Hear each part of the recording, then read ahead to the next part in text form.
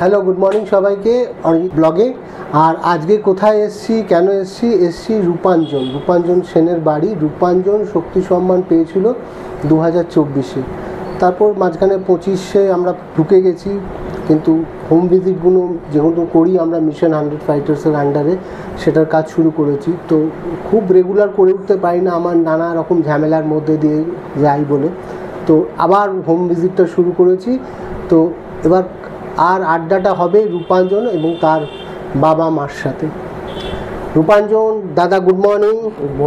Good morning Modi, good morning. তো আমাদের এই যে আমরা আজকে চারজন একটা পরিবারের মতন বসে আছি, তো ইনি হচ্ছেন মিস্টার রূপাঞ্জন সেন। তুমি শক্তি সম্মানটা দেখিয়ে দাও একবার ক্যামেরার সামনে। রূপাঞ্জন 2024-এ শক্তি সম্মান পেয়েছিল। কি পেয়েছিল এটা রূপাঞ্জন? বলো। শক্তি সম্মান। ইয়েস, শক্তি সম্মান। তো বৌদির লড়াইটা এটা একটা তো সহজ ছিল না, মানে একটা খুব চেন ওয়াইজ লড়াই ছিল যেটা আপনারা লড়েছেন। কিভাবে শুরু এবং কিভাবে ওকে আজকে যেখানে এই ঘরটা দেখলেই বোঝা যাবে ওর জীবনের সাকসেস স্টোরিটা। এই সাকসেসটা যেমন ওর তেমন আপনাদেরও, মানে একটা পিলার হিসেবে বাবা এবং মা দুটো পিলার, প্রত্যেকটা পরিবারের এই পিলার দুটো খুব ইম্পর্টেন্ট পার্ট প্লে করে ওদের সাপোর্ট সিস্টেমটা গ্রো করার জন্য। কিভাবে হয়েছিল? ওর কি জন্মের থেকে বলবো না পরের থেকে বলবো? একটু জন্ম থেকে যদি ধরিয়ে দেন। ওর জন্ম 2009 31 জুলাই। যখন হসপিটালে মানে হয়েছে, যখন ওর জন্ম হয়েছে তখন আমার বাড়ির লোক কেউ জানে না। মানে আমরা সিজার করার জন্য ওকেই করেছিলাম, কিন্তু ডাক্তার সিজার না করে নর্মাল ট্রাই করছিল। করতে গিয়ে রীতিমতো হাঁপিয়ে গেছে, তো ও পুরিটটা খেয়ে নিয়েছে। খেয়ে নেওয়াতে ওরা যখন সিজার করেছে তখন আমার বাড়ির লোক কেউ জানে না, আমি তো একা, মানে আমাদের কনসেন্ট আর কি ও সিজারটা করেছিল। মানে এতটাই সিভিয়ার হয়ে গেছিল যে উইদাউট আমাদের কনসেন্ট। আমি পরে গিয়ে বন্ডসই করেছি, মানে ততক্ষণে অলরেডি বেবি মানে এ হয়ে গেছে, ওরা ডেলিভারি করে নিয়েছে। এটা একটা সমস্যা হয়েছিল আর কি তখন। এমন তারপরে ওরা সিজার করে নিল, আমাকে দেখিয়ে দিল ছেলে হয়েছে। তো আমাকে বললো নাকটা একটু চ্যাপটা আছে। তখন তো আমার এমনই অবস্থা যে আমার তখন প্রেশার একদম, যেহেতু কেউ নেই, তারপরে বেবির রেসপন্স পাচ্ছে না, এটা নিয়ে আমার খুব হয়ে গেছিলো। তখন নার্সরা ডাক্তাররা দুই হাত দুই হাত চারজনে মিলে করে করে আস্তে আস্তে প্রেশারটা কম করেছে। গেছে বেডে দিয়ে দিয়েছে, গেছে পরের দিন গেছে। পরের দিন ঠিক সেই দিনই ঠিক রাত 12টা না 1টার সময় বাড়িতে ফোন এসছে, বলছে বেবির অবস্থা খুব খারাপ, বেবিকে এনআইসিইউতে দিতে হবে। এসব জিনিস আমি জানতাম না, বেবিকে এনআইসিইউতে দিতে। তারপর তো 1 মাসের লড়াই, পুরো ওর ব্লাড একদম, মানে ওর যে প্লাজমা আমরা যেটাকে বলি একদম অনুচক্রিকা, একদম পুরো প্লেটলেট একদম 3000-এ নেমে গেছিল, 1 লাখ থেকে। পটিতে ব্লাড চলে এসেছিল। মানে একসময় তো ডাক্তার বললো যে বাড়ি নিয়ে গিয়ে কি করবেন, আমাদের দিয়ে দেন, আমরা রিসার্চ করি মেডিকেল কলেজে।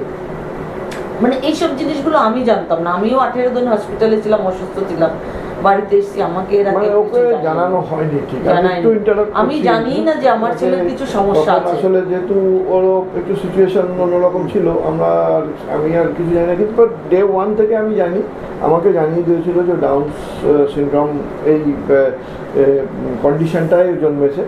হ্যাঁ, তো ডাউন সিনড্রোম তার আগে আমি একটুখানি মানে সামান্য কিছু বইপত্র পড়ে দেখেছিলাম যে ডাউন সিনড্রোম, আমার কোনো আন্দাজ ছিল না আর কি।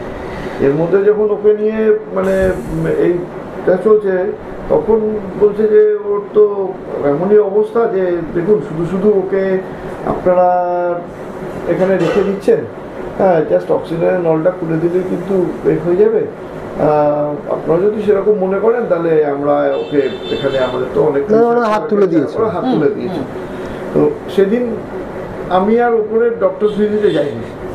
তো ওর যিনি ডক্টর ছিলেন ম্যাডাম, আমি ওয়েট করছিলাম নিচে আর কি, যে উনি বেরোলে পর আমি ওনার সঙ্গে কথা বলবো। তো ওনার সঙ্গে যখন আমি কথা বলছি, উনি যখন বেরোচ্ছেন, আমাকে উনি হঠাৎ হেসে বললেন যে কনগ্রাচুলেশন মিসেস সেন, আপনার ছেলে কিন্তু এখন ওকে। আমি তো মানে অবাক। তার আধ ঘন্টা 45 মিনিট আগে আমি ওই কথা শুনেছি, তারপরে শুনছি, তখন আমি বললাম যে এই ঘটনা ঘটেছে। উনি খুব মানে অফেন্ডেড হয়েছিলেন জুনিয়র ডক্টরদের ওপরে, এবং মানে তাদেরকে বোধহয় উনি প্রফেসর ছিলেন ওখানে, উনি তাদেরকে একটুখানি আমার সামনেই দেখলাম যে ফোন করে কিছু কথা বললেন, যেটা যে তোমরা এরকম ধরনের কথাবার্তা কেন বলো পেশেন্টের সঙ্গে।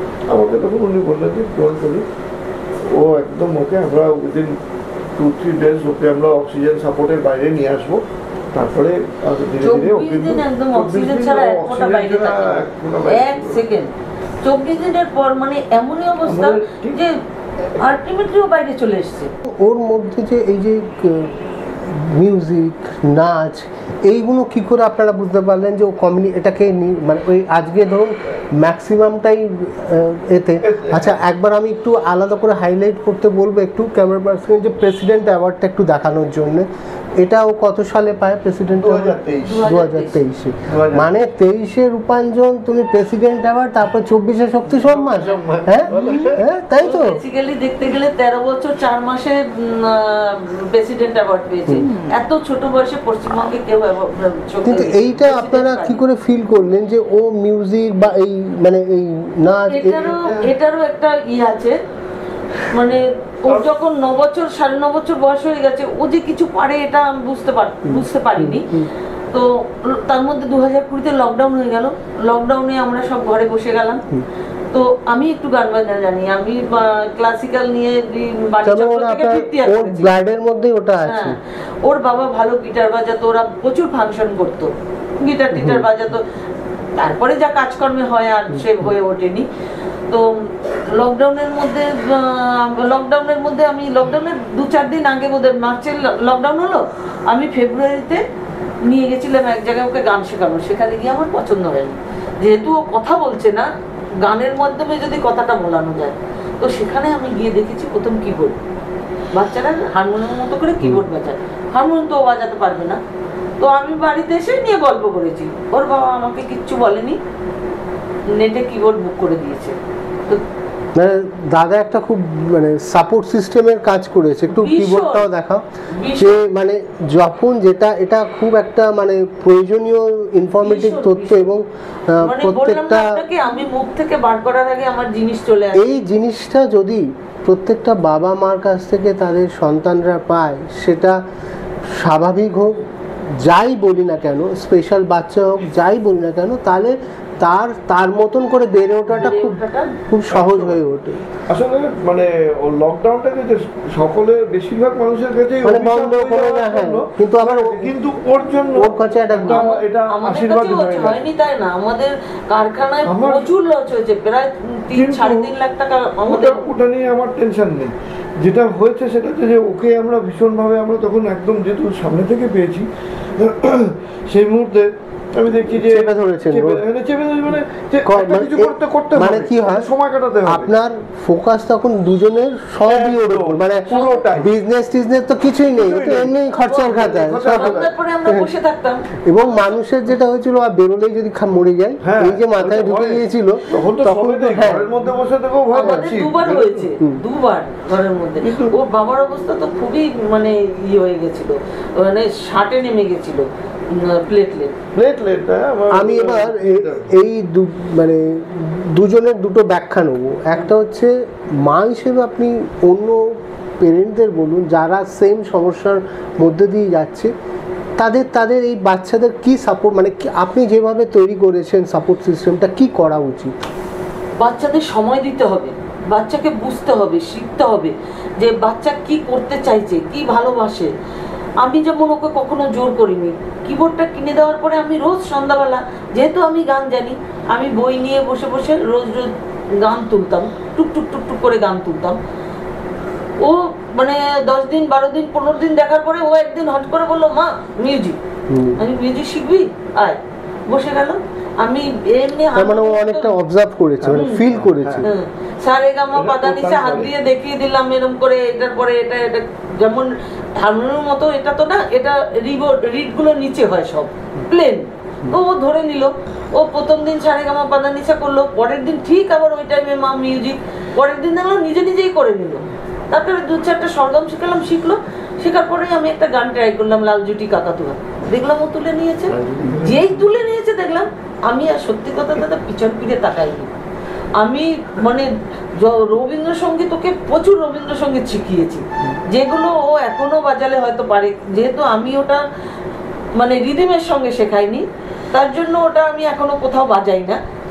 তারপরে 2022-এ আমার মনে হলো যে, এটা 2020-র কথা বলছি, 2021-এ আমি লকডাউনের পরে নানান জায়গায় টুকটুক করে প্রোগ্রামে নিয়ে যাওয়া, নানান জায়গায় ইতে অনলাইনে বেশ কিছু।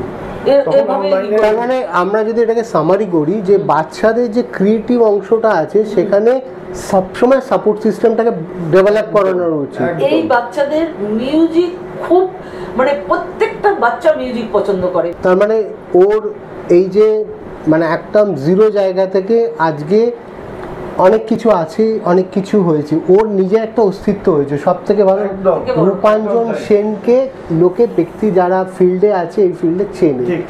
বাবা হিসেবে কিরম গর্ববোধ করবেন? হ্যাঁ অবশ্যই গর্ব তো, মানে ওদের জন্য আমার মানে শুধু রূপাঞ্জন বলে নয়, আমি রূপাঞ্জনের যারা বন্ধুরা রয়েছে আজকে I am feeling very proud of them. সত্যি কথা বলছি, মানে আমার ওদেরকে যখন আমি পাশে পাই তখন মনে হয় আমার থেকে মানে মানে গর্বিত বোধহয় কেউ আর হতে পারে না। আমার ভীষণ ভালো লাগে, মানে ওদেরকে ভালো লাগে দাদা এটা যে আজকে রূপাঞ্জনের জন্য আমাদের চেনে, সবাই রূপাঞ্জনের বাবা বলে ডাকছে। এইটা খুব খুব একটা ভাইটাল পয়েন্ট। যারা ভাবেন এদেরকে আড়াল করতে হয়, এদেরকে সমাজে নিয়ে যাওয়া যায় না, এরা আলাদা, এরা আলাদা না, এরা এদের মতন।